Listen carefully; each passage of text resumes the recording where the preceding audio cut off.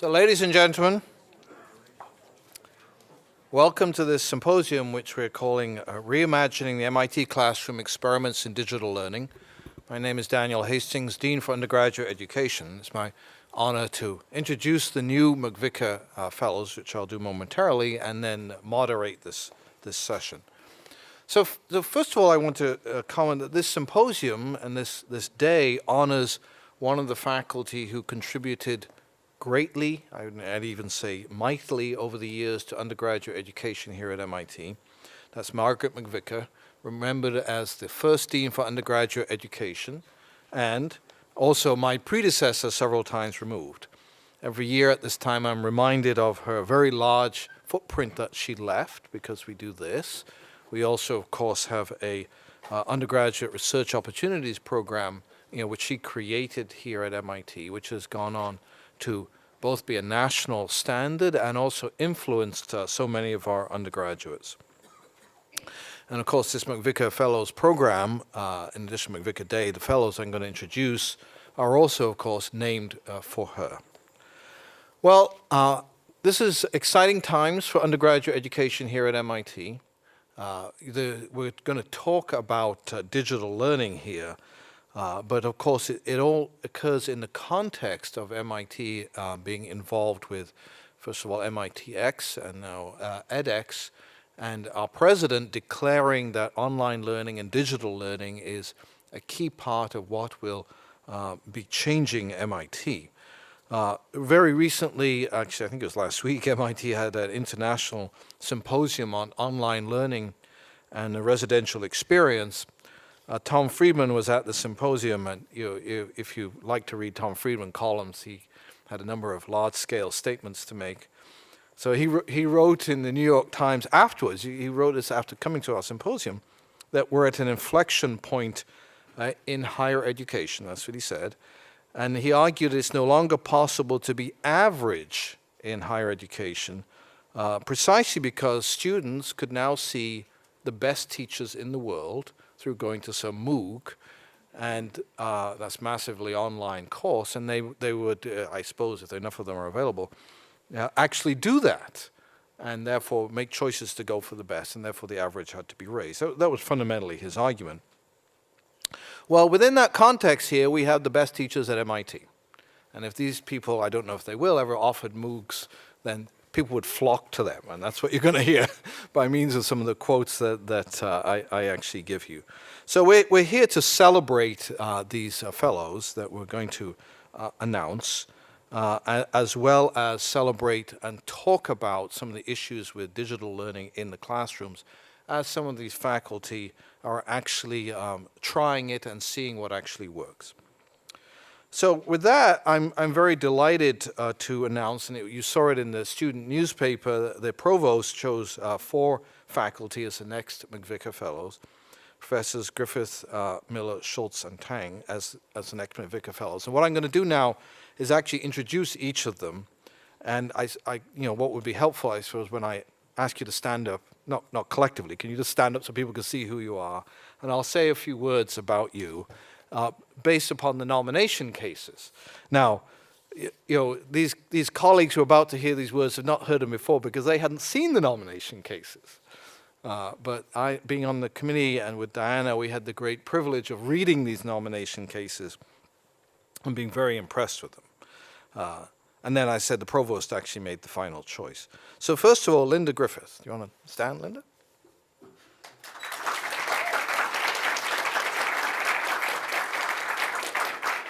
So Linda is a School of Engineering Teaching Innovation Professor of Biological and Mechanical Engineering.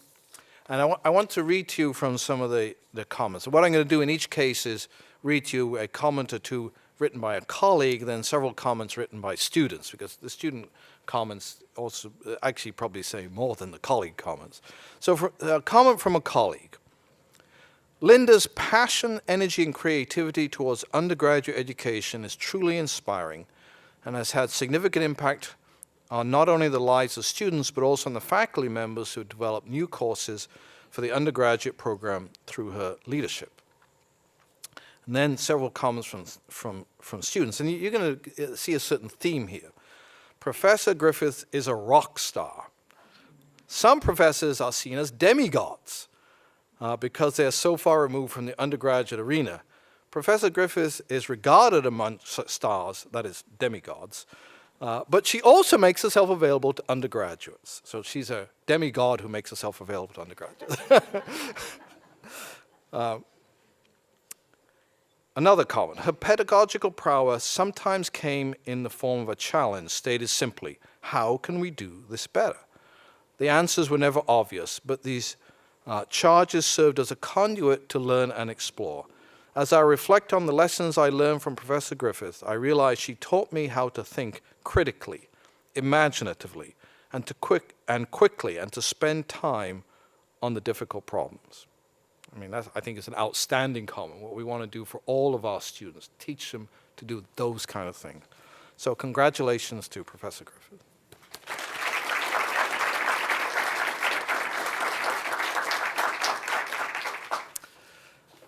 Professor Miller.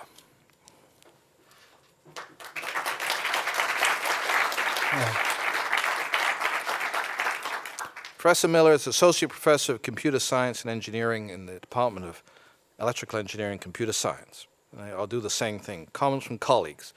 Rob is a fabulous teacher in all respects.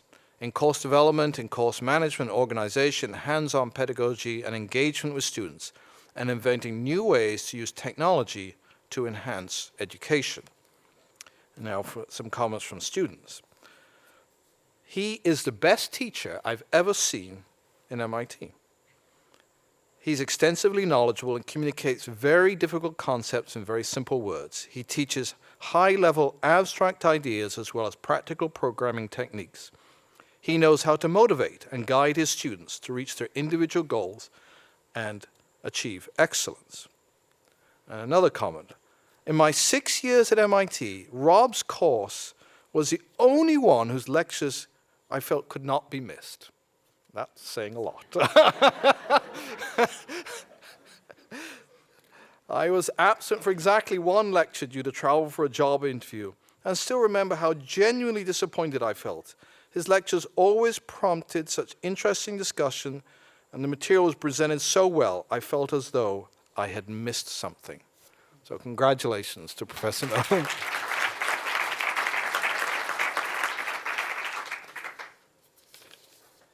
Professor Schultz.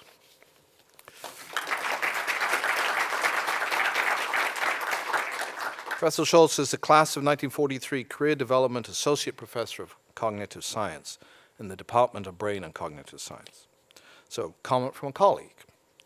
Laura is a brilliant, passionate, innovative, and enthusiastic teacher. She's a caring and committed educator who is deeply engaged in undergraduate education at all levels. Her contributions span her role inside the classroom and outside, and as advisor and mentor, Europe supervisor, freshman advisor, CUP member, and she's a leader in our ongoing efforts to innovate our undergraduate curriculum and an invigorated departmental culture of teaching to support it. From some students. And again, you detect a certain theme here. Infant and early childhood cognition, that's the class, it must be one of the classes you teach, is undoubtedly the best course I've ever taken at MIT. And it's completely due to Professor Schultz. She lectures with enthusiasm and energy, filling her PowerPoint slides with a mixture of pictures, videos, and text to keep students engaged. She incorporates stories from her own life, speaking of infant cognition and development in the context of her own children. Class assignments are designed to teach students to work and to think like a scientist. Another comment. Dr. Schultz was undoubtedly the one professor who made the most lasting impact on my life. I felt like Dr. Schultz became one of my greatest mentors, supporters, advocates. We discussed my interests and goals and together figured out a plan to help me get there. I mean, that's outstanding teaching and mentoring. Congratulations, Professor Schultz. Professor Teng.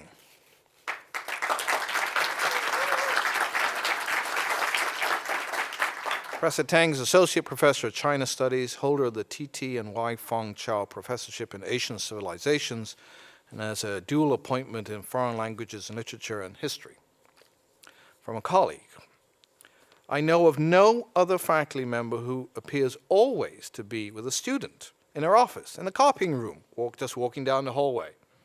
Professor Teng attracts students like a magnet. She's a mentor to many formally and to many more informally. So I don't see a student with you right now. Student comments. Some of her creative methods of teaching include trips to the Museum of Fine Arts, the creation of a student-produced blog to demonstrate knowledge of the Chinese immigrant diaspora, a scavenger hunt in Boston Chinatown to observe remnants of early Chinese-American life in Boston. These hands-on experiences allowed me to immerse myself in the subject and foster a new appreciation and understanding of the subject. Another comment. What has continuously impressed me about Professor Teng is her ability to simultaneously be an instructor, a mentor, and a confidant to her students. Teaching culture and history can be a difficult task as it touches on issues which may be close to students' hearts. Professor Teng combines rigorous historical and cultural history with students' own voices. She encouraged us to write about our experiences in the context of the intellectual framework she presents, strengthening both our understanding of the theoretical background and our ability to connect this theory with our own stories. It's professors like Emma Teng who make MIT such a wonderful place to be a student. Congratulations.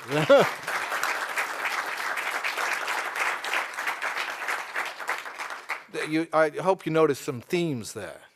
You know, confidant, mentor, making this a wonderful place to be, rock star, those kind of things. I mean, it's wonderful to actually hear that. It speaks to the high quality of the teaching and the learning and the interaction with the students that's going on through the lives of these faculty. That's why I said if they ever offered a MOOC, they would be the best and would attract people to them.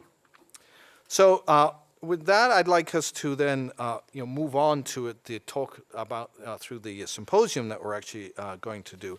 I should say that these faculty colleagues came from a large group of nominations. These people rose to the top, and as you could hear from the comments that were made, they're just outstanding teachers. So let's congratulate them once more.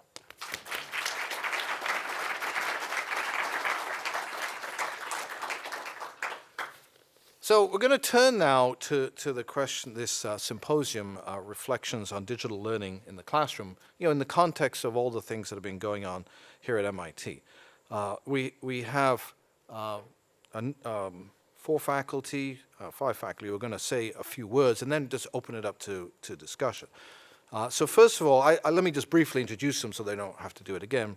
Professor Jesús del Alamo is Professor of Electrical Engineering, a MacVicar Fellow himself, and he's been investigating the potential of online labs in education. And for this work, he received the 2012 IEEE Electron Devices Society Educational Award. Professor Anne McCants, and what she wants me to say about her, I'm an economic historian of medieval and early modern Europe. I love working with students in the classroom, in the archives, in the residence hall, and doing what she called hands-on history, usually involving fleeces or in the kitchen. You mean as in making fleeces, I presume. I don't know how you cook a fleece. Shearing sheep. Oh, shearing. Oh, that's what it means. Okay. Professor Troy van Voorhis. Professor Voorhis is a physical chemist who studies the way electrons move around in molecules. His educational interests center on creating interactive learning environments using both technological and non-technological tools. Earlier today, he led a massively offline learning experience. That's still a MOOC, right? Massively offline learning experience, known as a lecture for 215 MIT undergraduates. Professor Peko Hosoi. So Peko is in mechanical engineering, and you still run the 2A program, right? Oh, Seth Lloyd does a 2A program. But she's also known as an outstanding teacher within mechanical engineering. And then Professor Emma Teng, who I actually introduced a little bit earlier. Okay, so with that, we're going to start with Professor Del Alamo. What each of them is going to do is give, we said 10 minutes, right? 10 minutes. Give 10 minutes, and then after each of them has spoken, they'll all join me up at the table here, and we'll engage in a conversation. Jesús. Yeah.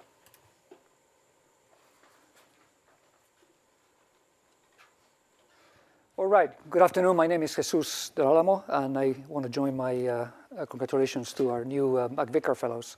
So today, since we only have 10 minutes, I'm going right into the topic that I want to discuss, which is the use of online technology to bring experimental experience through the internet across the world. So this is what we call iLabs. These are real experimental facilities, and we have pictures here of some of those that we have built at MIT that can be operated remotely so that students can actually do experiments with a much greater degree of freedom in terms of time and location in the context of their various engineering courses, science and engineering courses. So we started actually already 15 years ago when we built this first lab to characterize the current voltage characteristics of microelectronic devices and small circuits. It's my area of specialty, microelectronics.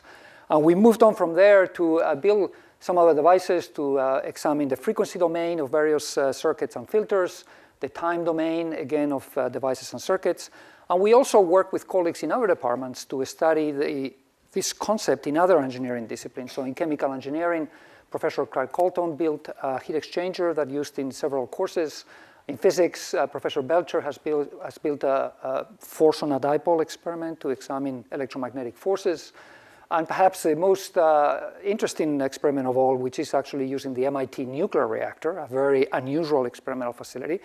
Now you can actually do a remote analysis of neutron diffraction in the MIT nuclear reactor. So the way we use these facilities is, for example, in a class that otherwise would have been just relatively dry, perhaps, description of a theory of a system, we can now introduce a real-time demonstration of how actually a transistor or a circuit actually works, which livens the class and illustrates the issues in real time. And then, of course, we create homeworks and projects based on doing experiments online, downloading the data, extracting meaning out of this data, building models, et cetera, et cetera. I'm going to show you now our latest lab, which is in advanced state of development. This is my screenshot in case the live demo fails. This was built by Edison Achelengwa as part of his master's thesis a couple of years ago, and I need to put my glasses to this. And so what this is an lab that mimics the process of amplitude modulation and demodulation. So this is the familiar AM radio system.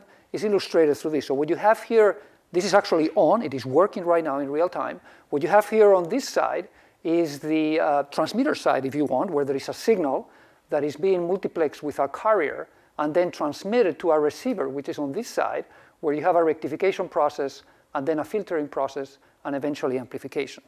And what you see here is you can actually see in real time the time domain and the frequency domain description of various signals as they propagate through this circuit. So right now I am looking at the 2 kilohertz input signal that is applied. This is the signal that we want to transmit.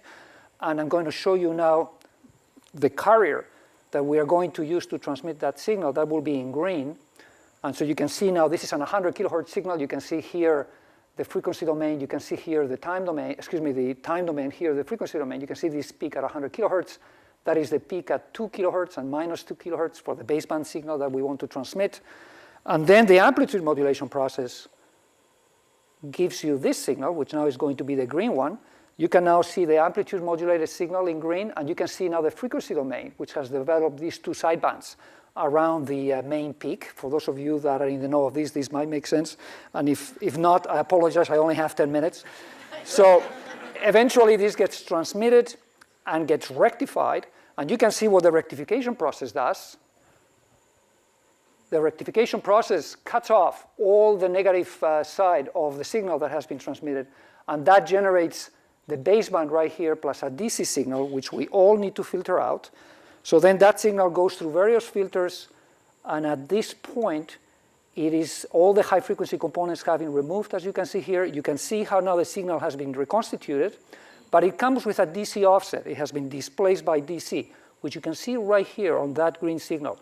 And so when you filter that, you recover the original signal now, centered right around 0 volts. And then you can amplify that.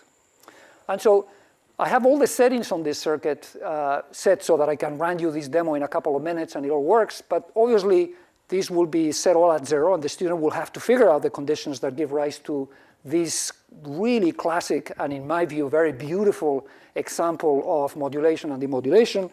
And then you can break this. So for example, if you use the wrong offset voltage over here to the carrier, and so I show you now the modulated signal, you can now see how this is broken. This is how it should be, right? And this is, with the wrong offset, this is wrong. And in fact, this gives rise, if I now look at the output, to a very rich frequency spectrum, which is obviously very different from the signal that I wanted to transmit. And so on. You can see that there are many knobs, there are many opportunities for the students to make mistakes, to waste their time, and as a result, to learn, which is the goal of this experiment. And so what I'm showing you here, as you can see, is a real-time, a lab experience that's sitting somewhere else in a building at MIT that is accessible by the students. Let me go back to my presentation now. And by the way, that's a picture of the hardware that supports this experience. All right, so this supporting and creating these kinds of experiences really requires fairly sophisticated facilities on the back end. And I'm showing you what I call our boiler room, where everything happens, with Kirky DeLong, our engineer that is responsible for keeping everything going in the picture, and Phil Bailey, not pictured, but also is in charge of keeping the architecture in place. So supporting these kinds of very rich online experiences really requires a lot of work, a lot of investment, continuous attention, and therefore is a new kind of educational tool that has its own challenges. And so I want to reflect to you on the last 3 minutes or so of my presentation on what it takes to create things like this and what it takes to bring to fruition new educational concepts that, especially based on new technology. And so I think perhaps this is a little bit dramatic of trying to push this rock up the hill, but I think it's a good analogy in more ways than one. So you have to first come up with a concept, obviously. You have to build a prototype that somehow does the job. Again, this is about creating a new educational experience. At some point, you have to do some experiments with students, get feedback, learn from them, and incorporate how they work or how they interact with this system to make it effective. And one day, you have to jump, and you have to take the risk of deploying a system like this in your own class. Now, this is not to be taken lightly, especially if you have 100 or 200 students. And especially if you have systems that are online, which are likely to be used at 1 or 2 a.m., the night before the assignment is due, or I should say, the morning of the day the assignment is due, which means that if things don't work, you will hear about it. And so this is a fairly serious commitment that you have to be ready to do at this point. But of course, you need to go beyond that.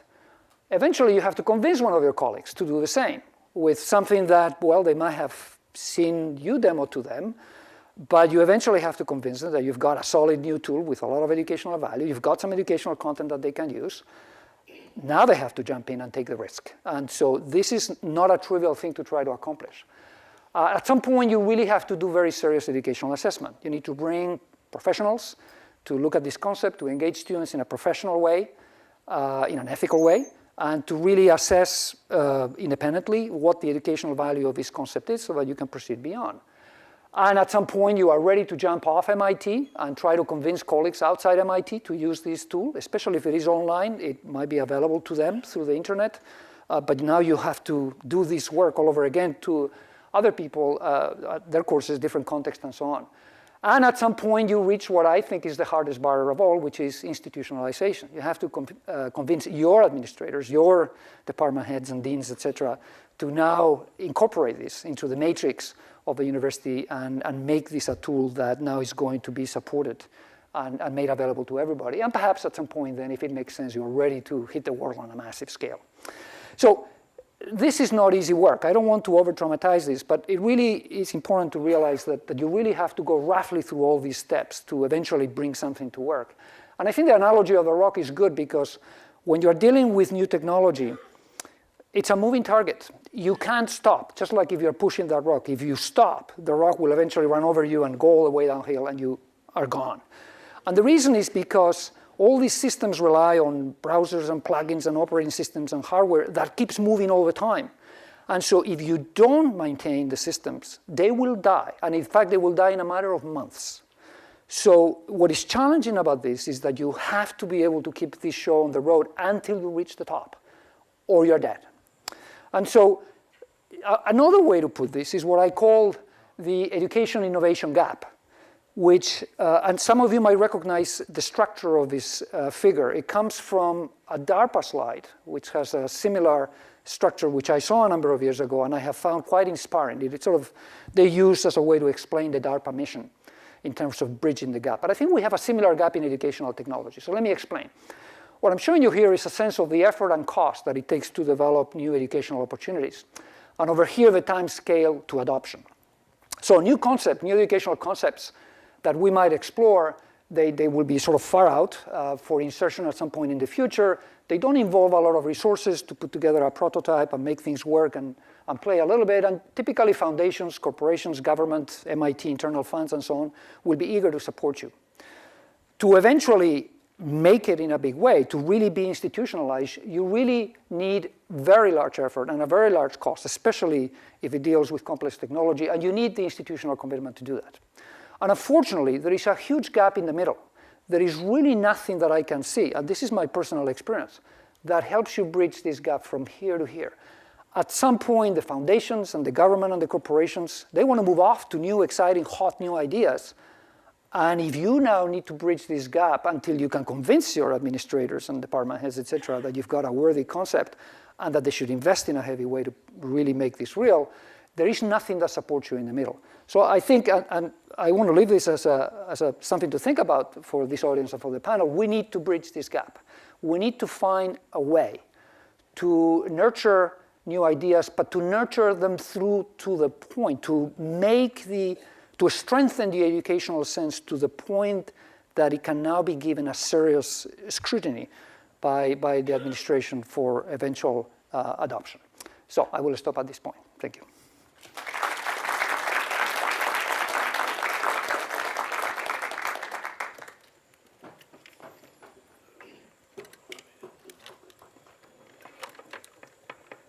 So we'll take questions when they all get up there.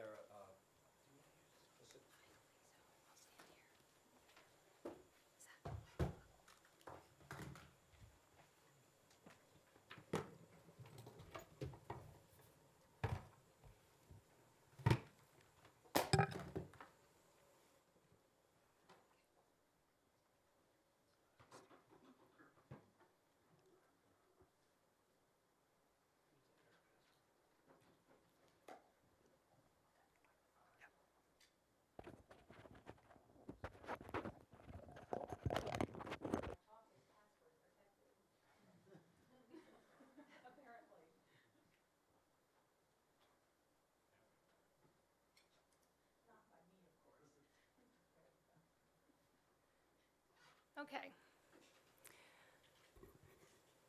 I want to start actually by thanking the members of the MacVicar family for what, for me now, has been 9 absolutely wonderful years of being in this community. I think I expire in 1 more year, and I have to say that's been making me, keeping me up at night, sad. But it has really been a wonderful experience, and I really appreciate it. President Reif and Dean Hastings have asked us to consider what the MIT classroom might look like 5 years from now, or more particularly, how the classroom a half a decade into the future may have changed to respond to the new opportunities and challenges posed by digital technologies. So I should admit, I'm a historian. Looking into the future is not my department, but I'm used to stretching myself at MIT, so I'm going to take a stab at this. But first, I want to do a little history with you. Okay. There is no doubt that history has been transformed already by the digital revolution. Can you hear me? Yeah, okay. And that we are opening up whole new areas of questions, and that we can triangulate around some of our traditional sources now using new methodologies. And I want to give you 2 examples of this. The first one comes from this opportunity to visualize things that would not be possible to know if we didn't have the digital techniques. And in this case, I want to go through a very short exercise with you in which we confirm the veracity of an engraving that was made in 1545, following the Battle of the Solent. And we have, let's see here, we have the French fleet here, and the English fleet here, and this is the town of Portsmouth. That's the South Sea Castle. And this important battle, which I suspect none of you have ever heard of, this was the largest invasion force ever to reach British shores, greater than anything in the 20th century, about twice the size of the Spanish Armada, and so forth. So that's an important point. We'll come back to it. Anyway, let me just show you a close-up. There is Henry VIII on his horse heading to the castle. He's a little big, but yeah, that's an important part of this story. And here is the flagship of the English fleet, the Mary Rose, going down. All that's left is the mast, one last guy on the mast, some of his fellow sailors already drowned in the water. And well, as they say, the rest is history. Now, what I want to do with this is to show you, oops, sorry, wrong direction, to show you what digital technologies have allowed historians and cartographers, actually a whole team of people that's been working on this, to do with this particular event. And below on this slide, you can see the GIS representation of the painting, and of course you see the engraving, and you see the engraving above. And one of the remarkable things about the GIS work that's been done on this particular engraving is that it has verified how incredibly accurate the engraving is. And indeed, when the Mary Rose, that flagship that was sinking there in that close-up, when that was finally identified in 1963 and located, with the help actually of Doc Edgerton, near and dear to those of us here at MIT, it confirmed that the sighting of this particular engraving was more or less dead-on accurate. And I want to show you yet another map that, oh sorry, there's one more. This is the GIS representation from above. One more map that was made, this time a little bit after the events that were depicted in that engraving. This is a cartographic representation, probably from about the turn of the 17th century, of the Solent. And what we see here is really just the channel where the battle would have taken place. And what I want you to focus on for the purposes of this at the moment is the compass rose that is marking the north point here at the bottom. If we zero in on that compass point, what we discover now that we have located the Mary Rose on the bottom of the sea is that the fleur-de-lis, which I think you can barely see in pale yellow, is more or less a dead reckoning for the site of the Mary Rose, even though it's not marked as such on the map. It's about 750 nautical yards off. That's all.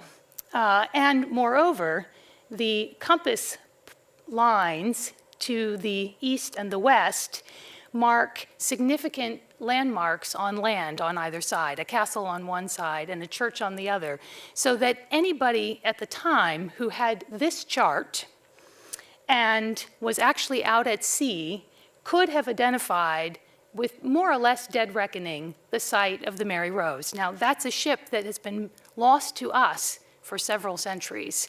And as I said, only found again in 1963. And so what we see here is a very extraordinary physical representation of an actual place that we can now verify using digital technologies to be correct at an extraordinary level of detail and accuracy. of information that was once known, then lost, and then found again. And that's an opportunity for us to speak with our students about source materials, how we can trust them, how we can, as I say, triangulate around them. I want to give you one more example. And this comes from a collaborative project that I'm involved in with a group of scholars, primarily in northern Portugal, but in fact who represent 10 different countries and more academic disciplines, actually, than that, which is studying the ecology, the economy, and the social impact of a narrow gauge railroad that was built in the 1880s in what are really the wilds of northern mountainous Portugal. So what happens when you put all these different kinds of people together, different disciplines and people from different countries, and then you add a digital toolkit? Well, one of the things that happens is you get maps like this. What this map shows is the green are exports out of train stations, and the red are imports into train stations. This is the mountain railroad that we're studying in particular here. This is the Douro River heading out to port at Porto. And what you see essentially is an agricultural hinterland that is exporting products out to the world, and emerging in the early 1900s consumer culture that is beginning to bring in consumer products into the port city. Another aspect of this project is the engineering component. There are a number of engineers on this project. I am not one of them. But the engineers are actually working with archival materials, so the historians on the job are working with the engineers to reconstruct the actual building of the railroad, to figure out the original plans for getting around a particularly tricky section of mountain passage, the modified plans, and then the longitudinal profiles as reconstructed by the engineers. And this is what the spot on those images actually looks like. And these very difficult viaducts to build and so forth. But anyway, this is an example of what digital technologies can allow historians and historians working with other disciplines to do.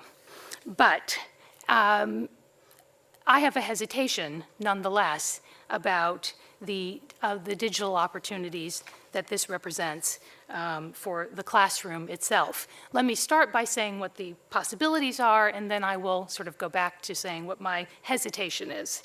The digitally enhanced classroom not only can do some of these cool things, GIS and large computations and looking at new source materials and so forth, talking across disciplines, that kind of thing, but can foster a much broader conversation than would be possible if we were limited to only the people who are in a classroom at a particular time, in a particular discrete moment. We can bring in multiple points of view from all around the world. We can enjoy the opportunity of hearing from different voices, sharing divergent metaphors, vocabulary, traditions, etc. The digital classroom, it seems to me, could be an agent of mutual understanding, dialogue, of even healthy disagreement.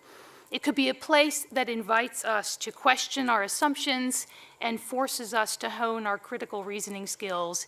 It could break down barriers and open doors, right? But as I said at the beginning, there's something that makes me nervous.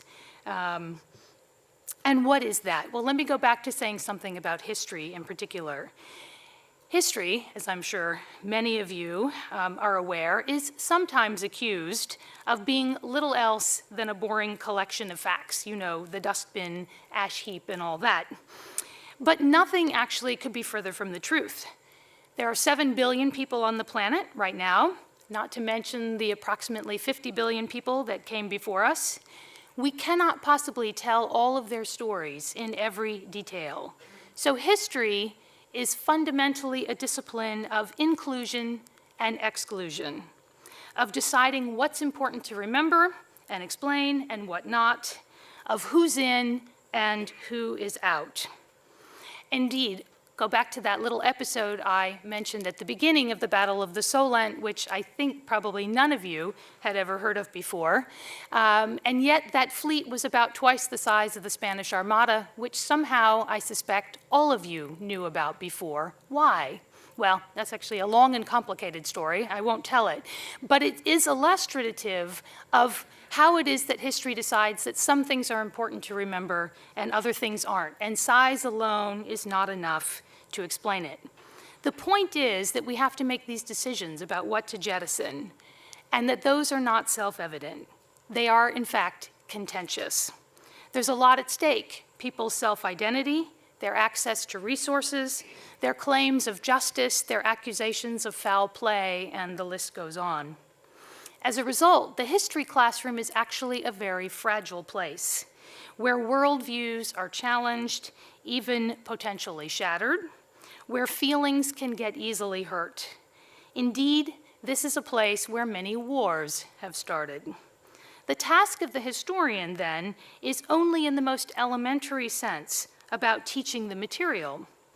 Getting the evidence right is necessary, but hardly sufficient.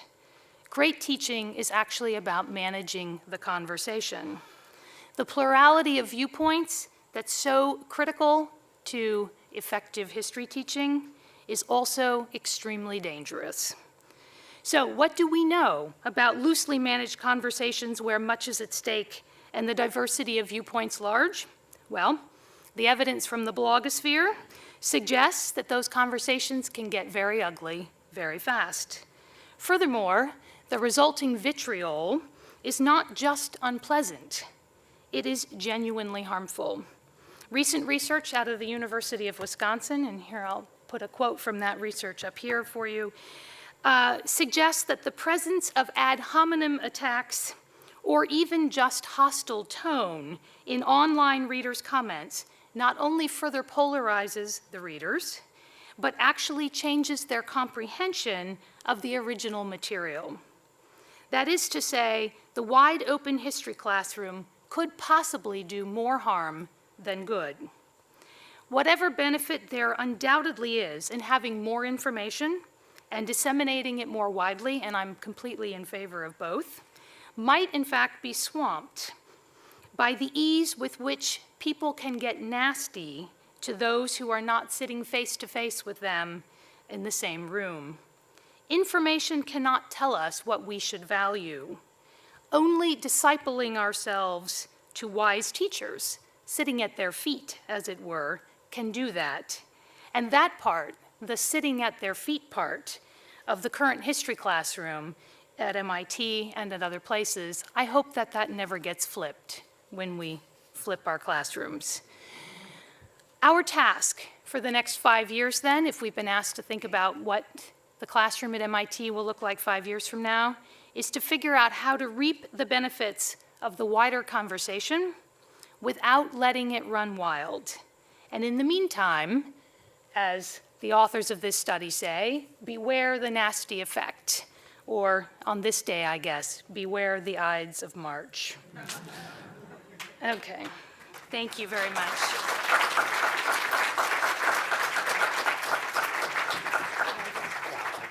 Okay.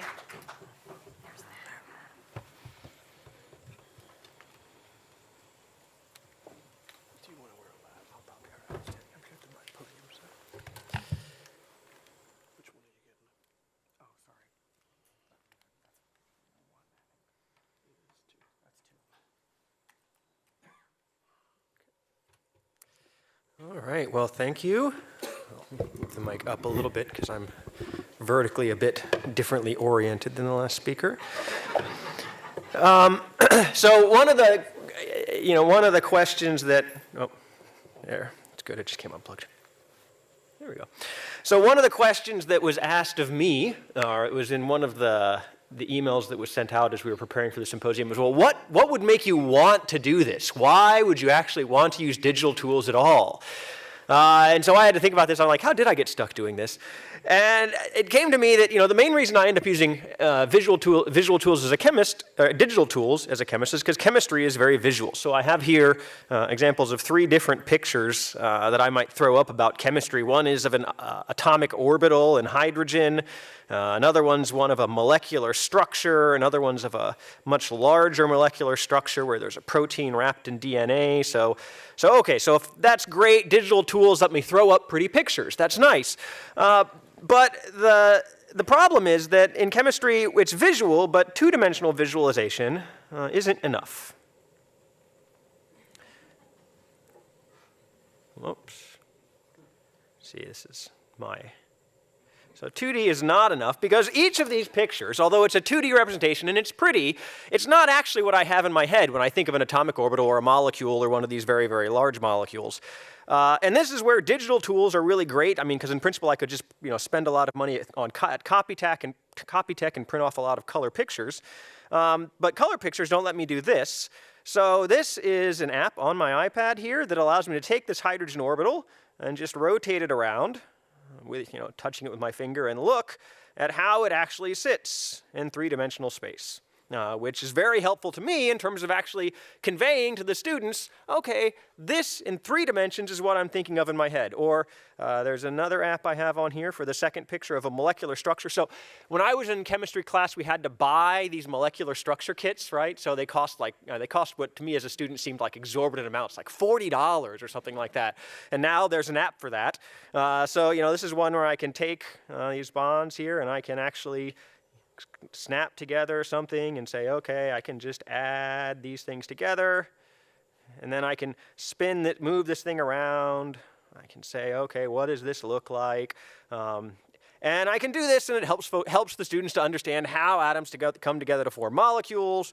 Or I can take that really, really complicated molecule like this, and I can spin it around. I can zoom in and out on it if I want to see part of it. I can move it side to side and say, all right, what are some of these alpha helices, and what is how is the DNA interacting with the protein here? Because the three-dimensional visualization is really part and parcel of how I think about these things. So digital tools in the classroom, it's sort of a no-brainer for chemistry that I should use this when I'm trying to demonstrate three-dimensional concepts to students. But at the same time, there's an even better thing here, which is digital tools allow the students to interact with this. So 3D manipulation is where it's really at here. So not just 3D visualization, but 3D manipulation. And in that sense, it's not just me standing up here with my iPad and doing this, but me saying, okay, well, a lot of the students in the class already have tablet computers or laptops, and so they can get apps just like this, and they can play around with exactly the same phenomena that I can. And so that's, when I think about how I would like to use digital tools, that's one of the key things that I see in terms of discipline-based stuff, that it really allows you to carry across concepts that have been hard to carry across in the two-dimensional world of pencil and paper or on the chalkboard.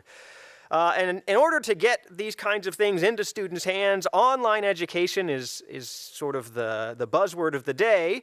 And a lot of people have talked about the online education being the death of the lecture. And I've read lots of obituaries for the lecture already. And there's lots of reasons to look forward to the death of the lecture. When I read my teaching evaluations, I learn all the things that are wrong with lectures. So lectures can be, okay, well, let's see, what can they be? They can be boring. Let's see, they can be a fire hose. So fire hose meaning there's so much information coming along that there's no possible way you can drink it all in. You just let it wash over you. And they're not very effective. So they're not effective because they're passive. So the students are sitting there, they're maybe taking notes, but that's the extent to which they're participating in things. Other than that, they're just letting my wisdom, rain down upon them. And so there's lots of reasons to hope that online education might be able to flip this and get rid of a lecture scenario for us. And so then you have the future, and you say, well, what would the new paradigm be? It'd be something like this. This would be online education. And online can be lots of things. Let's see, and let me list off some of the things it could be. Well, if all we've done is we've taken a lecture, in other words, me standing up here and talking and the students looking at me, with the students sitting in a room and staring at a computer, well, online education can be everything that lectures were. So let me just circle all of these things, hit copy. Let me copy these and bring them down. So I'll copy them. Bring them down here. So online lectures can be all of those things and more. They can be boring, they can be passive, they can be a fire hose where we put in too much information for the students, they can't possibly take it in. So I don't think we should necessarily think of digital tools as sort of a panacea. Oh, well, we do it online, everything's going to be better. Everything could be just as bad done online as in the classroom. And the one thing that I've taken home from teaching in everything that I've done with teaching is even when I have to teach a large lecture, in order to have that lecture be effective, it needs to be interactive. So we've done a lot of work in chemistry of trying to interrupt lecture. So interrupt lectures by asking the students questions and making them answer them, asking if the students have questions for us and being willing to derail the lecture in order to answer a question and then come back onto task. And the reason there's lots of reasons this needs to be, but part of it is to just derail the fire hose. In other words, if they don't interrupt me and I don't interrupt them, I don't find out that they're not actually tracking with what I'm teaching them. And there's two kinds of interactions we'd really like to have here. So one are the teacher-student interactions. So these are things like me asking the class a question. And, you can do these in the old-fashioned way. You can ask a question and then ask people to go by show of hands, who thinks the answer is A, by who thinks it's B. Sometimes students get embarrassed in that situation, though, so we use these classroom response things where they can anonymously answer the question, and then if they get it wrong, it's not embarrassing. But this particular type of interaction is relatively easy to do online. So this semester, we've been using MITx for this, and I'll go over and just show you an example of this online. So, I work really hard on my lectures and try to be timely, and I'll try to be timely with these remarks as well. But, occasionally, every once in a while, I run over. The students ask me a lot of questions, and, I just don't finish. And, in previous years when I run over, I just say, well, it's in the lecture notes. I handed them out. Read the lecture notes.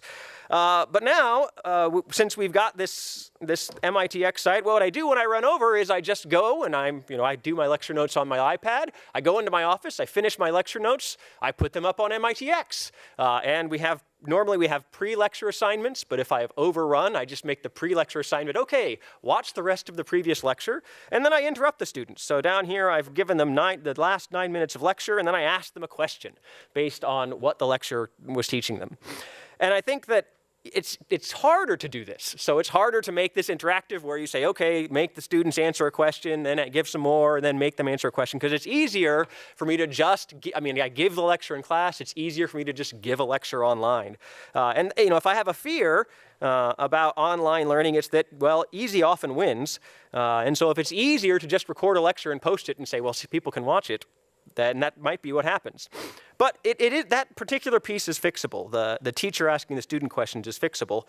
The thing that I find much harder online is the other side of the interaction. In other words, students being able to ask me questions. So, I suppose I could just go online and make myself available 24 hours a day, and have student questions on a blog. That's not my personality type, really. But even so, if we have many more students, as these MOOCs are promising we will have, I'm not going to be able to answer 100,000 students' questions. And so the real question then is, okay, well, how do we do this?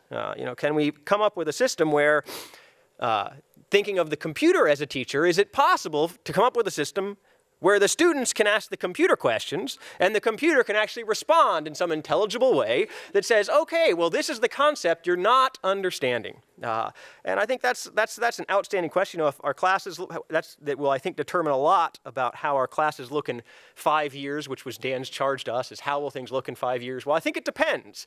Because if we can figure out and put the effort in to design courses that actually interact with the course taker, the learner, then I think online education could be a real boon, even to residential learning, because it would help us to teach well. It would reinforce good teaching strategies. So I have down here my 2 outstanding questions. Do we understand the material sufficiently well to do that? And then can we design problems? So that's the one side, the student-teacher interaction. And the other thing is, okay, it's easy to ask multiple choice or formulaic response problems online, but can we come up with something that actually tests deep concepts? Which, my fear on that side is that, I think we all agree that, if we go to an online education model, it will change the way that we teach. But I don't think anyone wants online education to change what we teach. In other words, to have the fact that, okay, well, this is what you can do, and so this is what we're going to teach, be the way that we do things. We want to say, look, these are the concepts that we think are important, and therefore we need to design tools that test those concepts. Because if we don't test students on the concepts, they won't learn them. That's one of the takeaway things I learned from being a student myself. So. All right, that's all I had to say, so thank you.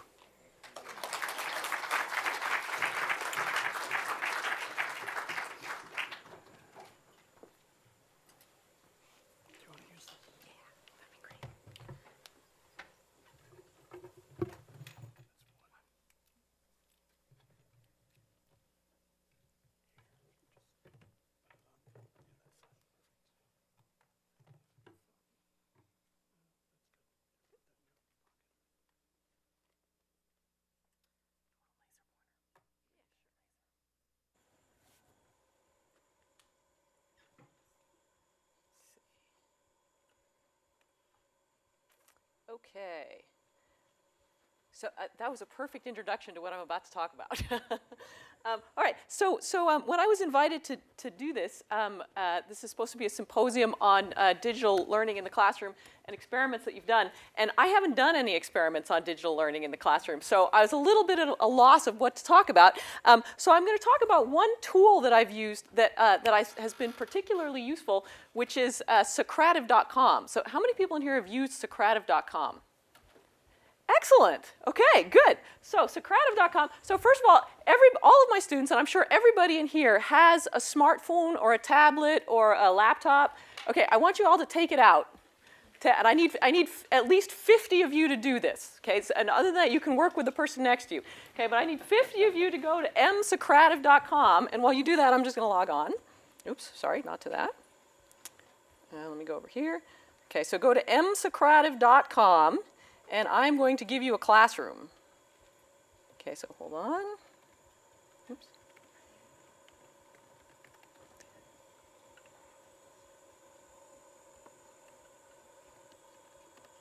Okay, is everybody on msocrative.com? Good. Oops, hang on.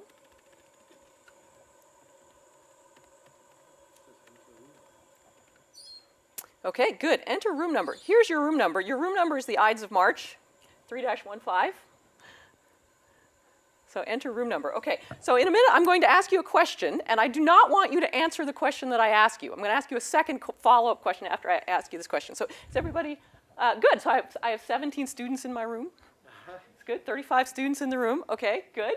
Excellent. 35 is a good number. All right, so now let me go back. So here is the first question. And do not answer this. I want you to discuss with the person next to you what the answer to this question is. So at the beginning of this week, when I heard I was going to do this, I went online and I Googled online digital learning, okay, and I clicked on images. And so my question to you is, what do you think the first image that appeared when I Googled online digital learning? Okay, was it this charming child with a laptop? Was it this illustration, which goes with a New York Times article on the age of digital learning?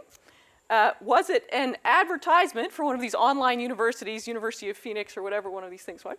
Or was it this guy? Okay, so now you have 10 seconds to discuss with the person next to you what you think the answer is. Do not answer it. I'm going to ask you another question first. Okay, 10 seconds. Go. What do you think?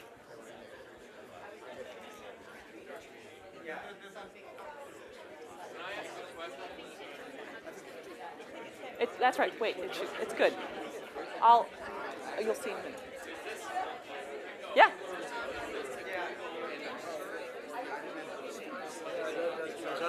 The first, so I Googled and then hit images. The first Google image. It says wait for teacher to start next. Not a Google image. Yeah, it's just yeah. Okay. Okay. Good. Okay. Now. Okay, so now this is the question I want you to answer. Okay, in a minute I'm going to ask you for your answer on this question, but this is the one I want you to tell me the answer to. How confident are you that your answer is correct? Okay, we are absolutely positively 100% confident that our answer is correct. We are pretty sure that our answer is correct, and we'd be willing to bet the small amount of loose change in our pockets that we're right, et cetera, all the way down to the bottom to we're basically just guessing. Okay? Okay, so now, so A is totally confident, E is just guessing. And so let me put up multiple choice. Okay, please give me your answer. A is totally confident, E is just guessing. It says wait for teacher. Oh. There you go. Good, I have 9 responses. 9 out of 57, 42. Okay, there you go. There's it. Okay, so most of you are just guessing. That's good. Okay, so now let's go back. So I'm going to end this activity. So most of you are just guessing. Fine. Okay, let me go back now. How do I go back? You go back over here. So let me now go back to the question. Oh, wait. Let me start a new activity. So here's my new activity. Now, I want you to give me the answer to this question. So what do you think the answer is? Please type in your answer, A, B, C, or D. Okay, A, B, C, or D. No E. Ignore E. Okay. Okay. Ready? All right. So you think. Oh, interesting. Okay. So first of all, we can tell Sanjay that he was beat out by University of Phoenix. Are you here, Sanjay? Anyway, so the answer is in fact, let me go back. The answer is in fact D. That is the first image that came up. Okay. And now, of course, this means two things, because as you know, Google searches are now personalized. So Google remembers what I've searched in the past few months. So this either means that Sanjay is the new face of digital learning, or that I've been stalking Sanjay, right? Okay. So, and I have to just assure you that it's the first one and not the second. Okay, so there's two things that I want you to take away from this exercise, and I'm going to be very fast. No, three things. First is this tool, Socrative.com, which is free and easy, right? I mean, if you just go to Socrative.com, everybody can use this in your classes, and it takes literally as long as what we just did. Okay. The second is that if you use this kind of tool to guide your lectures, that second question about confidence can often give you much more valuable information than actually asking the question, right? You kind of have to do them in pairs, because the students first have to understand what it is they don't understand. But then the feedback to you can be much more valuable with the confidence level, right? Okay, so those are the two things. Now, the third thing, and now I can get on my soapbox about digital learning. This is now a completely personal opinion, which is that I'm not terribly interested in replicating what we do in the classroom online. I'm much more interested in digital technologies that enable new capabilities. Okay? And I think that this is an example of a new capability because it gives you anonymous and instantaneous feedback. Right? And anonymous and instantaneous feedback is something that you can use to improve your lectures. I mean, anybody who's taught controls knows that, I mean, okay, think about this in the context of a lecture. Like we've heard in the previous talk, a lecture is basically me giving information in one direction, right? If you can put a feedback loop in there that's a real-time feedback loop, and you can act on that in real time, then you have an opportunity to improve what you do in the lectures. Okay, so I think feedback is a real opportunity for digital technologies. Okay, so now, as the last bit, I'm just going to put up one more question. So first, let me go over here and end this one and give you another question. Okay, so this will, again, be another multiple choice question. Okay, so here is the question that I would like to ask you, which will hopefully get us started on the next part, which is, we were asked to envision what the classroom will look like in 5 years, okay? So I'm going to put up 4 pictures. Which image best represents what classrooms will look like in 5 years? Okay, so here are 4 images to contemplate. Okay. So let me tell you what all these images are. So first of all, this is an excuse for me to tell you about our sports technology initiative. So A is a picture of a class, a sports technology class that we ran during IAP, in which we took 14 students to Maui. So that actually was their classroom for a week. Okay. Part B, some of you may be familiar with this. So B, this is a desktop 3D printer, which is being developed by an MIT alum. The company is called Formlabs. The printer costs between $2,000 and $3,000, and the last I checked on Kickstarter, they had raised almost $3 million. There's so much demand for these. Okay, so that's that picture. C, that is a kid at home with an iPad, and D is the Matrix. Okay, so go ahead, give me your answer, A through D.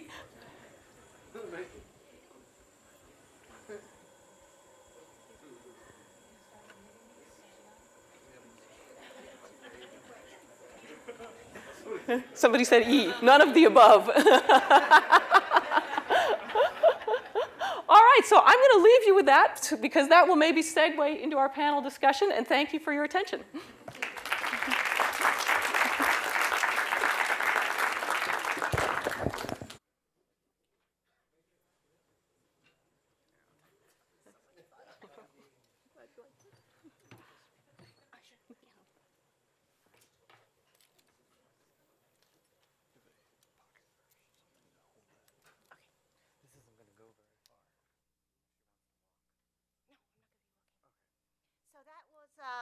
Very hard act to follow, all of those panelists. In fact, you might not know this, but Diana actually did put me last because it's not on? Yeah, I have one. Yeah, he just turned it on. Thank you. So Diana actually had me going last because, not because of alphabetical order, but because I am the least developed project of all of these people. So let's see if we can actually get this going. And I also want to echo Anne in saying thanks to the MacVicar family. It's a real honor to be part of this group, and I'm very grateful that Victoria is here. So our topic was to talk about reimagining the MIT classroom, experiments with digital learning. And in my case, these really are experiments. I've just started this experiment this semester, and so I'm very far down on that where the rock is, and I'm afraid it's going to crush me at any moment now. So one of the topics we were assigned is to think about the national conversation on MOOCs that has prompted both excitement and anxiety. And indeed, we're hearing about MOOCs really daily. And there's two parts to this conversation, right? The challenges that are posed by MOOCs. We've already heard from many of the panelists here some of the challenges, difficulties, and anxieties about MOOCs. And the other part is what are the new opportunities. And that's the part that interests me, that I'd like to think about the new opportunities. So am I going to do a MOOC then? No, indeed, I'm trying to do a SCOOC. That's a small, closed, online and classroom learning. Doesn't quite work, but that's that. So the interesting thing for me is how can we use digital tools and online learning to improve residential education? That's what we've heard a lot in the conversation about MOOCs, that the true target of it is to improve residential education here at MIT. And I want to take that seriously. How can we improve this residential education? And I've been experimenting with my class, Global Chinese Migration, since 1567 for a couple reasons. It's not a CIH class, and therefore we're a little bit more loose in what we can do. And also I received the Darbeloff grant and the SHAS Teaching Innovation, and I thought, oh boy, I better report to Diana pretty soon about doing something. So the challenge here is how can I reimagine my classroom by using new technologies?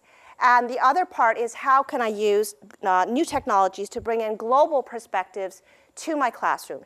Since I'm dealing with global Chinese migration, I'm very interested in bringing other perspectives about Chinese communities worldwide to my students. And I'm actually not going to talk about that part today because I haven't really gotten there quite yet. So am I going to be flipping the classroom? Not really. But I do want to think about some of the ideas behind flipping the classroom, and I think that was already talked about by many of the panelists today. And how can I extend the content delivery outside of lecture in a new way? And this also has to do with sometimes you really do run out of time when you're giving the lecture, because students will ask you all kinds of interesting questions, and then you can't get through the material. So how can I extend that content delivery to them outside of the class?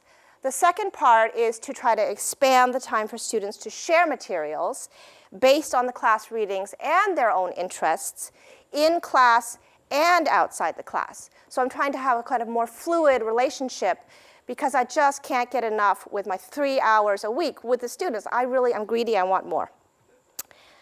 So I'm trying to think of the students as consumers and producers of the class content all at the same time. And this is actually something I've done for many, many years in a non-digital, very old-fashioned way. And that is try to promote the students as active learners by having them find and share their own primary sources that will correlate with the secondary and primary sources that are on the syllabus. So I give them the set of readings, but in addition to that, the homework is you go out and find something that relates to the topic we're doing, and it's a kind of glorified show and tell, but they're much more invested that way in what they're talking about. So we need a platform that includes a discussion forum, but also a place to contribute and select from materials, right, the original materials that they could discuss, not the class readings. I decided to experiment with using Ning, which is a social networking platform that I was aware other instructors had already used, so I thought I would try it out. And so I'm going to show you some things from my site. So this is the site that I'm just setting up for the class this semester, and it's kind of a work in progress as we go along. I want to show you first the content delivery.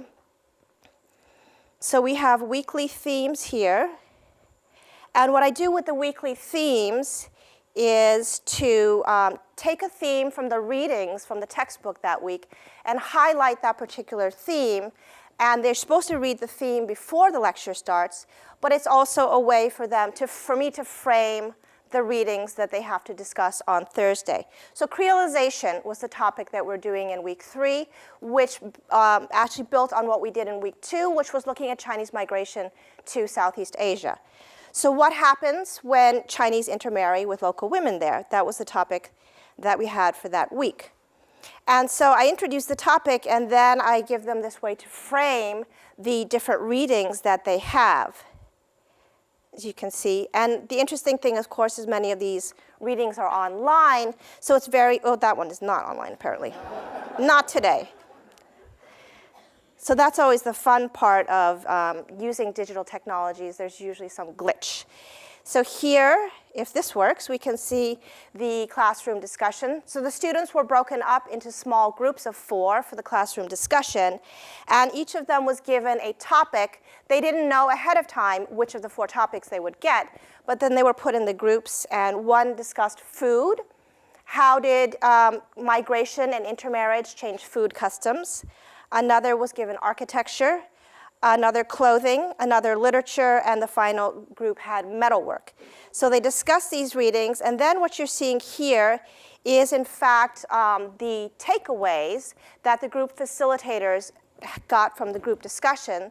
They were supposed to write 2 sentences summarizing the takeaway and email it to me, and then I put this together for the class. Eventually, they're supposed to do that on their own, but this is an experiment. So that's one way that we use this. And then I also want to show you another thing that I'm calling extensions. As was mentioned in the panels already, a lot of times students will interrupt us during the lecture because they need clarification from something. And sometimes we don't have time to actually talk at length about that because we have other material to cover. So the student asked, I'm lecturing about coolies, and he said, oh, excuse me, I don't know what a coolie is. And so I gave a very brief explanation in class, but afterwards I went back and wrote this extension on the coolie trade and directed that to that page so they could read more about this topic, which also segued into another week's work. I'm also finding this as a very good way to expand on my syllabus, because the syllabus only has the very small information about the readings they are to do each week. And here I'm able to frame the readings to explain to them what the importance of the readings is. And then if we are successful, they can actually go and see the primary sources for themselves. So that is what I wanted to highlight for that. And it's important to note that this is a classroom activity, so the privacy settings are set so that only the students can see the materials and see what they've written. I'm actually not going to be showing you what the students have written for privacy reasons. But here is another component that I really like about this site, which is I can upload photos that relate to our readings. And I promise I'm only scanning 2 or 3 from each book, abiding by the copyright rules. And I also have original photographs in here. So the students are able to choose from here certain images of artifacts they want to discuss, put it into the album. I'm not going to be demoing it live because that would reveal student names, so I'm only using a screenshot here. And they can put it into the album, create their own album, and then they can discuss it. And then I'm going to show you, just briefly, a couple sample projects anonymously. Oh, no, it doesn't want to let me do that, actually. So go back to, let's see, go back to the, let's see, is it in here? Oh, you know what happened? I actually logged into Peko's thing. So what I'm going to do is just go back to the other one. Oh, sorry, I'm going forward. What I want to do is to go back and show you some of the, nope, it's not going to let me log in. Okay, so I'm just going to talk then about the projects that my students have done, because I don't want to re-log in and reveal any names. But what I'm quite pleased is that students have actually taken some of the materials that they learned in the class, and when they travel, for example, for a MISTI project, they actually are able to encounter for themselves Chinese migrant groups in various places across the world. And what has made me very happy is some of my former students have actually mailed me materials about their travels and analyzed them in a way that builds on what we had done in the class, and had done this, just out of the goodness of their own heart and to express their interest in the topic. So it's really nice to see them continuing in their work even after they have left the class, and sometimes even after MIT. And that's where I find the blog actually to be a good vehicle for them, because after they leave MIT, they're not going to write term papers anymore. But they are interested in writing blogs and expressing themselves. And so that becomes a very good vehicle for that. So I simply want to end now by talking about some of the crucial support that makes all of this possible. MIT staff, generous funding from various sources, as was mentioned there, as well as the moral support of the community to try something different. And I want to end by thanking the Darbola Fund, as well as the SHAS Teaching and Innovation Fund, and also end by thanking these various people who have supported the projects in various ways. So thank you.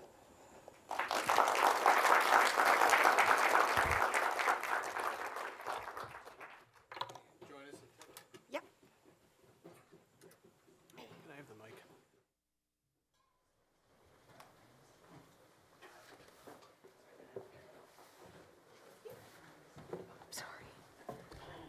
Okay, so it's time for your questions. There are microphones there, and you're going to grab the microphones, right? So we're here under the lights. Okay. So let's open up to questions. Linda.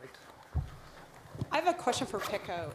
So you've used this in your classroom and students like it? Because I know I've never used the clickers or anything like this, but I hear from students who come in to my sophomore class from freshmen that they hated the clickers. And so what's the difference between there's something stylistically that must be different.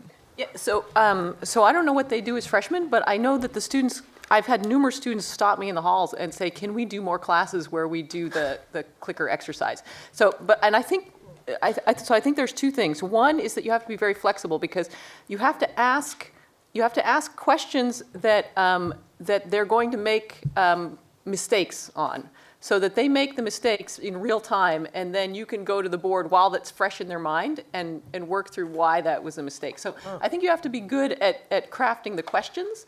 But I think like I said, if you do that, the feedback's been tremendous from the students. And actually, I'm not sure the clickers have how confident are you? So that might be a big part of it. They actually love that. They Okay, love so getting that the real. must be They a big love part. getting the real-time histogram. Yeah. Okay, yeah. Is it on?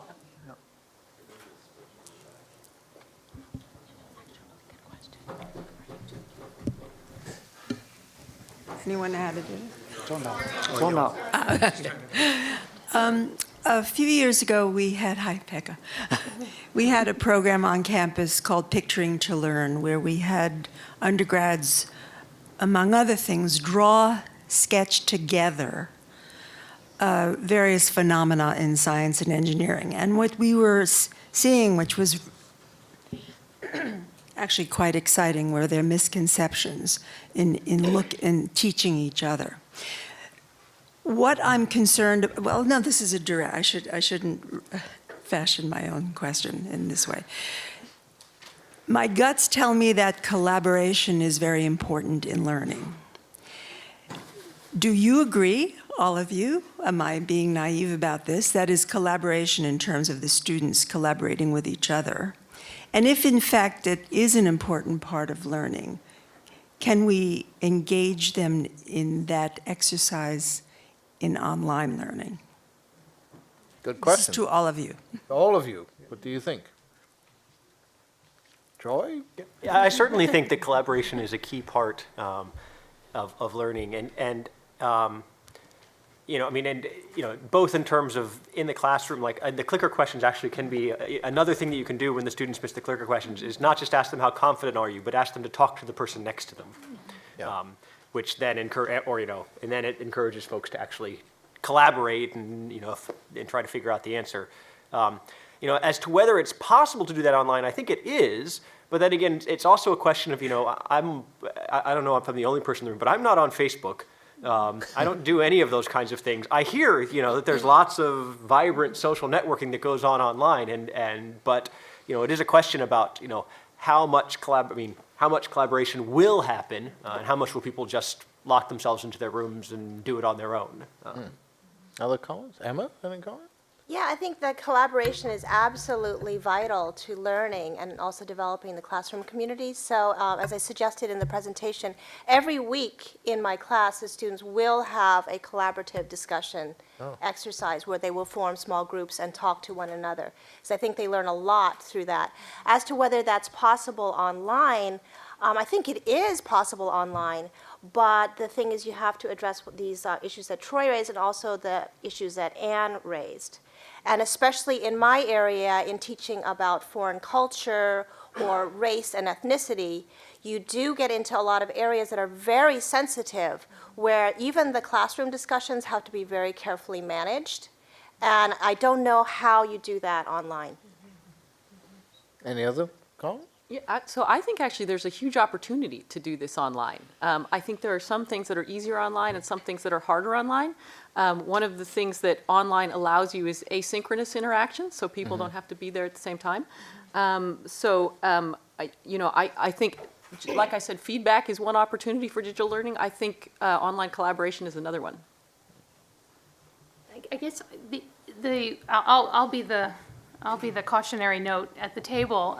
The thing I worry about for collaborative learning online is that, I mean, we can basically learn good behaviors and we can also learn bad behaviors. and I worry about the sort of the open market, as it were, for learning a lot of bad behaviors. If there aren't people who are, you know, closely paying attention and also calling people to account. And I think it really matters what the subject area is. That a lot of what I teach in my classroom is is not about the stuff, but about how to think about the stuff. And I think that obviously that has to be collaborative. You have to talk to other people in order to form intelligent, you know, sort of opinions about sort of what has happened or what it means. You can't do that by yourself. So it's all collaborative, but at the same time, I really think it has to be moderated. Either that or people have to have incredible self-discipline, and unfortunately, the evidence suggests otherwise. Okay, please. I have some difficulty. One of the questions that I don't hear asked or answered in here today and usually is, whatever method we use, technologically based or not, what are we trying to accomplish as a variable? To make learning more engaging and fun, A. B, to increase the amount of information that we learn. C, increase the depth of our understanding of concepts, or lastly, to make us better critical thinkers. They all sound like they're probably good, and using technology, maybe if those are those one or more of those goals are what we want, do we do it more efficiently with technology? But the thing which is left open is, how the hell do we know if it works? The assessment is still very minimal. You kind of get the gut feeling that it probably is, but we don't know. But how do we assess what learning is? Collaborative learning, it sounds wonderful. It's very popular now, but from a psychological point of view, about 15% of students are adversely affected by collaborative learning for one reason or another. Can you address those kind of questions? So I love your question about assessment. I'm all about assessment. And I think actually that's where we really need more tools. What I would love is, at the end of the term, we all get the student evaluations. And I would like to get an email that says, not only do you want to run an evaluation on your class, but do you want to run an assessment on your class, and have an office of assessment that will then make it as easy as possible for everybody to have their pedagogies assessed. So I think we're a long ways away from that, but I think we need to invest more in that area. Well, can I just push this a bit? I mean, one of the arguments for the MOOCs is that they're collecting huge amounts of data, and appropriate analysis of the data should be able to tell you something about people actually learning, right? Is this not a good thing? So I think it's a start, but I think again the question is, what are you measuring, right? So and I mean this is something that I think we've thought about a lot. And okay, so here let me throw this out. So suppose that the product that we want is so in the engineering department is we want an engineer that can solve engineering problems. Right? So if I look at the data from the MOOCs, will that tell me if I've produced an engineer that can solve engineering problems? And I would argue that the best testing ground is actually our capstone courses. That in the capstone courses, we should be using the capstone courses not only to evaluate that course, but to evaluate all of the courses that came before. Well, but the data might tell you if, relative to the learning outcomes, you've accomplished them, right? Right, exactly, exactly. But I think as far as assessment, we need to think bigger. Okay. Not just.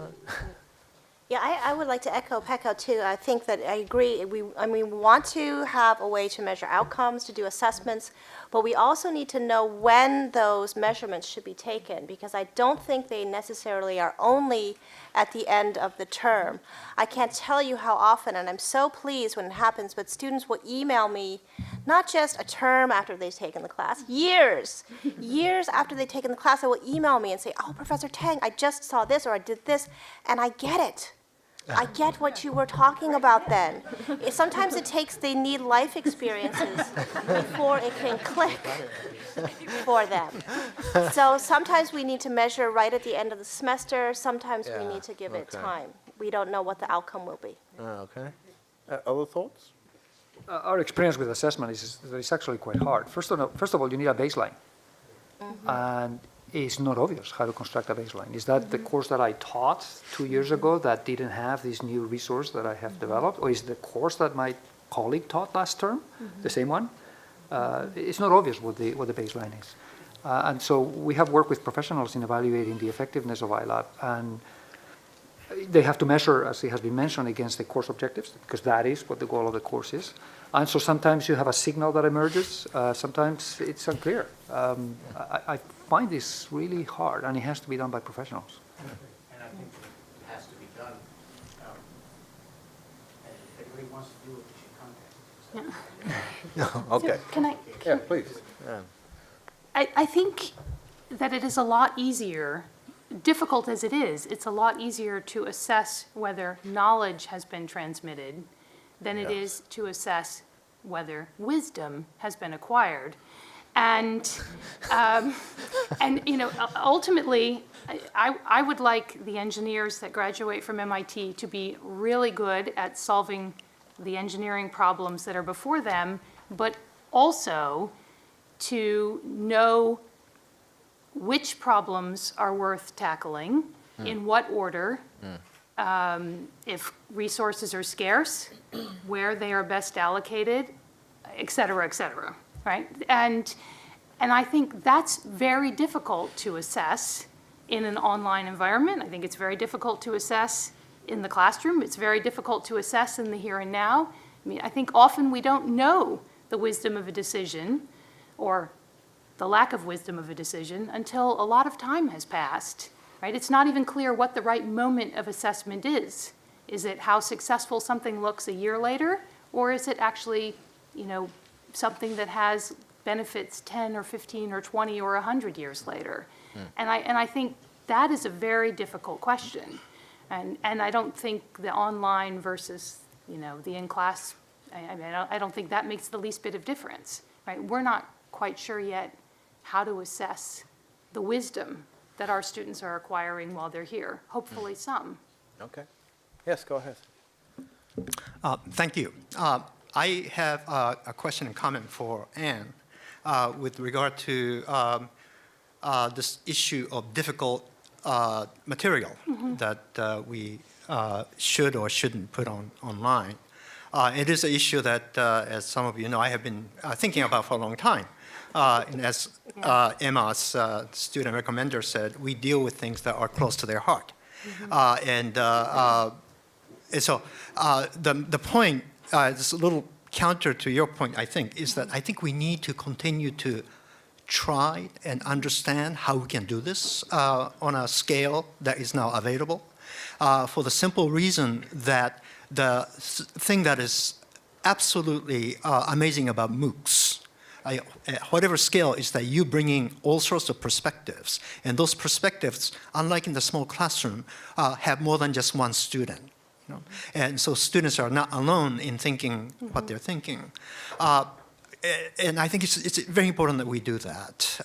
Now, I say that as someone who has taught a course called Visualizing Cultures, which 7 years ago came under attack. And that attack at one point blanketed the Institute and involved many of you.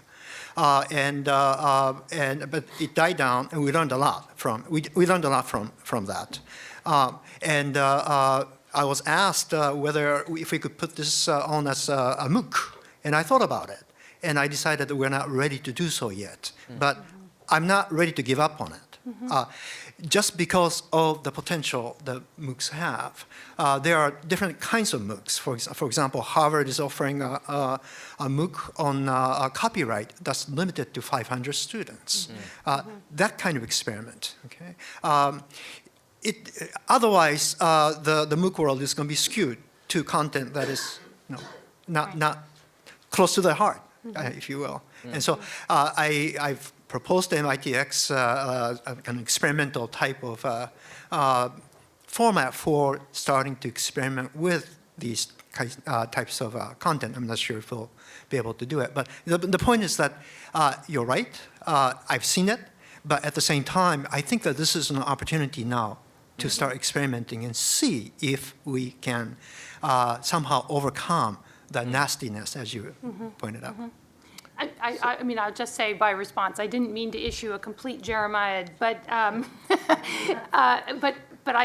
wanted to raise it as a caution, as something that I'm worried about. I'm actually very excited about the prospect of sort of historical discussion that transcends place, the way most historical discussion has happened, right, for all of human history. That is, the people who are right here in this place and share a lot in common already develop a history for themselves. I think that history that is informed by all those voices could be a fantastic thing.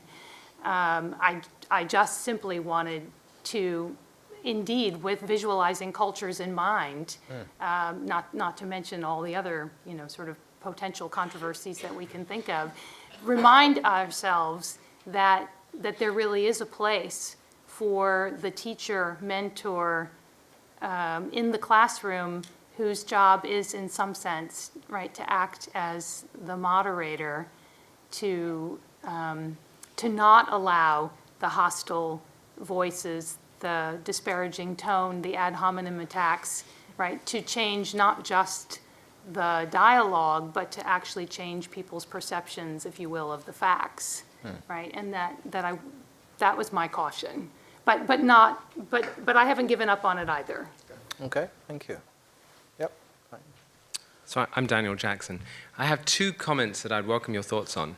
The first is that it seems to me, perhaps, that while online materials can be incredibly useful and you can learn a lot from them, I'm not sure that they can ever provide a formative learning experience.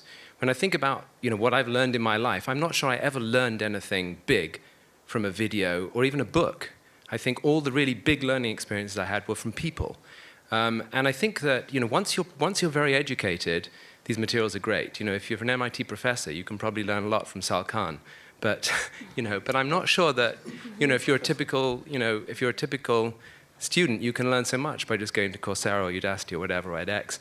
The second thought I have is related to Anne's nasty effects, I wonder about what the nasty effects are on residential education. And in particular, while I very much resonate with Pekka's idea that we could use clickers to get feedback during class, which is undoubtedly useful information, it hangs badly with me because for me, it seems to be reinforcing exactly the habits that I'm trying to undo in class. I'm trying to get my students to engage more. I'm trying to get them to overcome their need to be anonymous. And so everything that I do that allows them to be more anonymous, to get more immediate feedback, to reduce the length of attention and everything, bothers me because it seems to me like, campaign finance contributions, that what it's ultimately doing is getting you to your short-term goal very rapidly, but it's not clear to me that it's good for the culture in the long term. Comments? Some provocative comments there? Well, in terms of the first comment as to whether videos or books can ever be a formative education experience,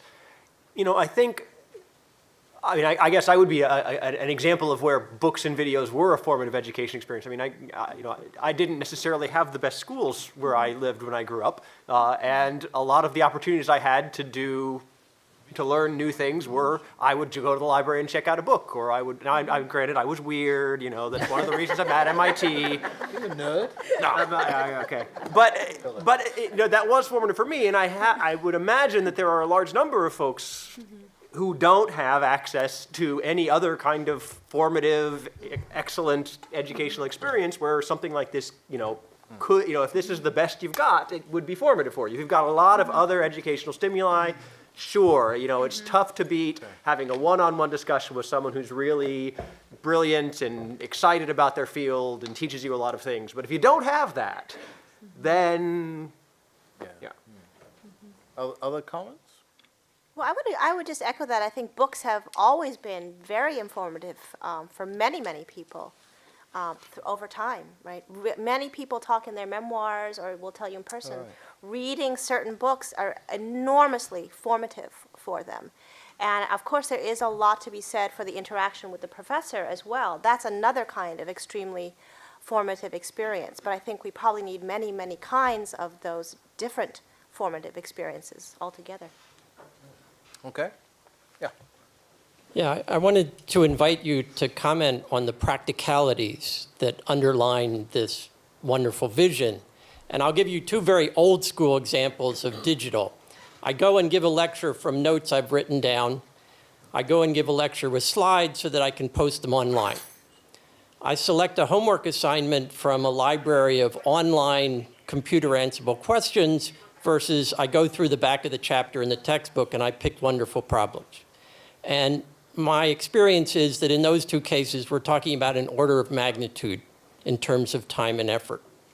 And I've actually seen evidence in some classes at MIT that this process is so painful that it tends to fossilize the content of classes, that somebody like yourself, very, very energetic, puts this enormous effort into generating this wonderful class, and 6 years later, that class is still going to be taught that way because someone similarly energetic and motivated to go through that painful experience has not come along. And I think that's one of the issues that is frequently overlooked, both maintaining and generating such a thing, or keeping it fresh, let's say. Good question. How do you keep your classes fresh? Well, clearly, one of the best things about live lecture, as it were, is that it's different every time. And no matter how brilliant that lecture was last year when you gave it, there's no guarantee it's going to come out the same way again. And so it, at least for me, because that makes me nervous, it keeps me on my toes, right? I mean, I lead a lot of discussion classes, and I will do the same reading, as it were, over and over and over again, 1 year after the next. And my kids have often asked me, Mom, haven't you read that before? Why are you reading it again? Why? Because I'm nervous about going into this class at this moment in real time and not having it be fresh. So I think that's actually a very real concern. And how do you keep it fresh in an actual live classroom? For me, it's all about nervousness. Fear. Fear. That's what it's about. Actually, Go ahead. Go ahead. Okay, I would say that my experience is the contrary. I think one of the beauties of this modern technology is that you make an investment, and as I think you said, the investment remains. So that allows you the next year to kind of work on 20% of it and improve certain things you made not the previous year, which you have, and you improve this, you improve that, and after 5 years, the class is brand new. If you do this every year, and if you do this in a scalable way, so that all the work that you do is immediately useful the next time around. Yeah. And that's my experience. Yeah, because I would put out there that, you know, there is this sense of, I mean, you can use the term fossilized, which makes it sound all bad, but there is the sense in which online repositories make the process of pedagogy accumulative. In other words, you build upon the things that are already there, as opposed to what is often the case, which is when I take over a class, I'm just like, okay, well, now I have to teach this class. And, you know, I might be able to get some of the notes or something from the person who taught before me, but it's really a small fraction of what really constitutes the class. And then I sort of make it over again. And new isn't always better, it's just new. And so, you know, it is important to have new content, but you don't want to lose all the old content. You want to sort of, you know, regenerate, add new, layer it on, pick the best pieces. So we've only got 10 minutes, so, you know. So, Vijay Kumar, you might already be on the way to answering my question, but I'll set it up. And you gave this wonderful example of digital artifacts being used to validate or verify some historical fact, you know, engraving. So I was reminded of another example when the flip was done, where there was a digitalized reconstruction of medieval Jerusalem. And then, but they used, you know the example from our past lives, but then they used actual folklore and verification, physical verification to validate what was digitally produced. You know? So that's a setup for the question, which is, with all the stuff that's digital and online, what might each one of you imagine doing differently? Not different of the same, but really differently, stuff that you have always wanted to when there were co-located people, when you were in a place. You know? Good question. I've always wanted to teach my class Socratically. It takes about 5 times as long, though. And so if I had a way of delivering content online that could teach the other 80% of the class, and I could teach the 20% that I wanted Socratically, I would do that. Wonderful. I would like to do a format that's not linear. I think that lectures are inherently linear. You go, I mean, you know, that's the way it's set up. And I don't think everybody learns best in that environment. So I would like to have tools that allow you to take a non-linear progression through the material. At the student's own pace? At students' own pace. Oh. Good question. Okay. Kim. Kim Vanderveer. An answer to an earlier question first, and this is, you have to be a little careful about when you ask students what they like. When I was asked a few years ago to teach 2003, a large course in dynamics and mechanical engineering for the first time, I pulled together a focus group of about 12 students who had just taken the subject, asked them a bunch of questions, and one of them was, what about using clickers? And I found out, at least then, why they didn't like it, and that was because it was used to take attendance. So they totally undermined the value of the clickers by using it for a different purpose. Another observation about asking students what they like, I think as faculty members, we often listen too much to the best students in the class. We hate to be criticized by the students who are really good. And so very often, especially in lecture courses, I think we teach to the top 10 or 15% and leave the middle lost, the ones who are really trying.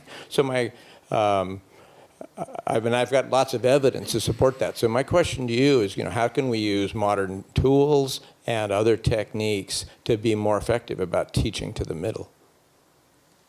Good question.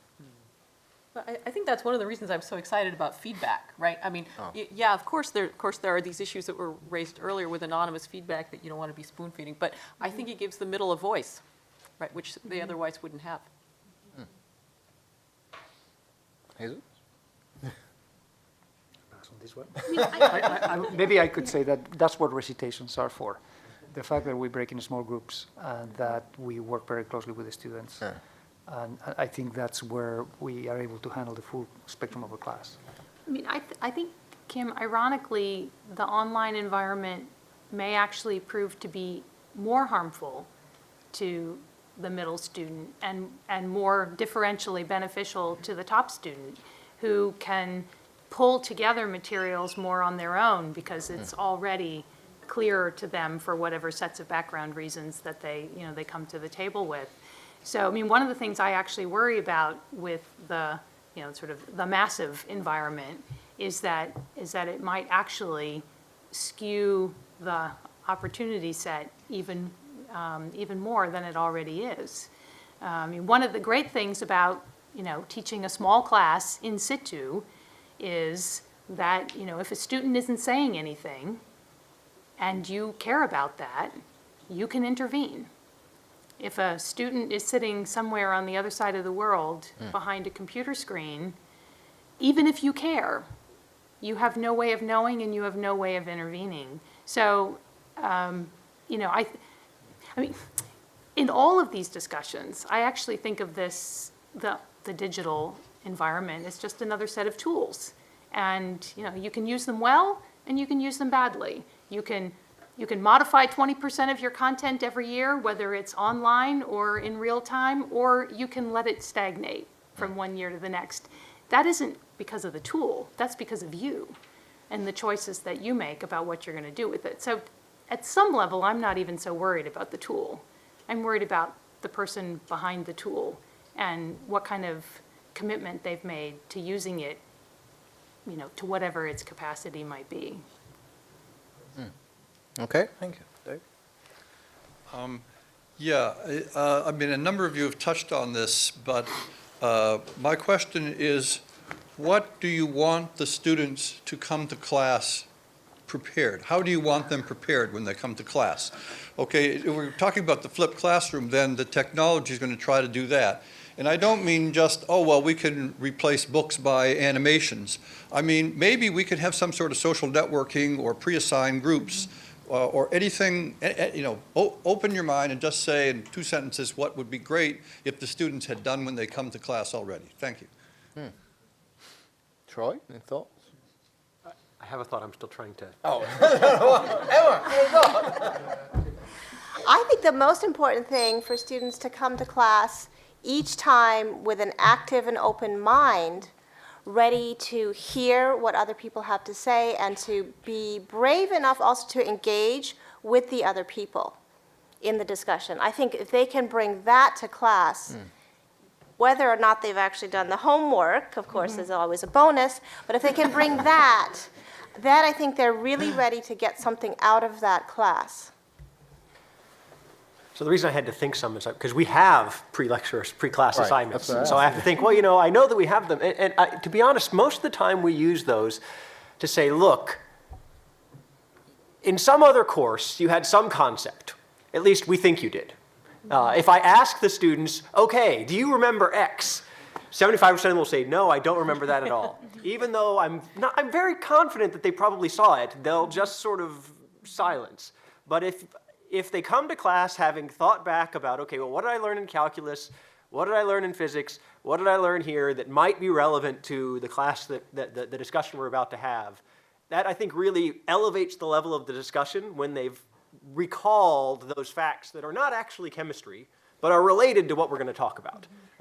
And that kind of background material, I think, is very helpful in terms of having a classroom discussion, because then you don't have a classroom discussion where you give them the clicker question, you find out it's because they didn't remember that 2 + 2 = 4 or something like that. And you have to go, okay, 2 + 2 = 4, so now let's ask again. And, dare I add that I would actually like it if they came to class with having had a little bit of sleep and a healthy breakfast.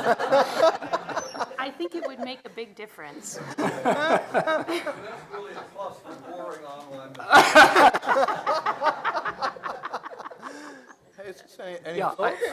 I don't need that they do any pre-reading for me, but I really would love if they have gone over the material from the last class. And in fact, I think the online tools can really help us to guide their study with some of these instant response, not quite homework, but exercises that forces them in some way, hopefully, to go over the material and to check their understanding so that they can hit the next class with a good understanding of the previous class.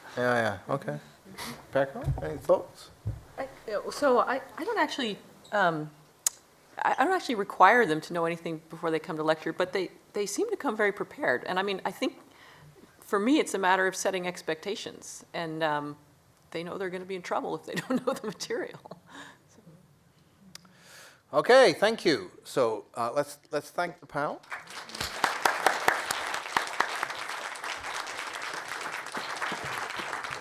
So this has been an excellent and provocative set of ideas. It certainly made me think about some things I hadn't thought about before. It's something I hope that all the people here or teachers can take into their repertoire of ways to think, tools to use, and engage with our students here.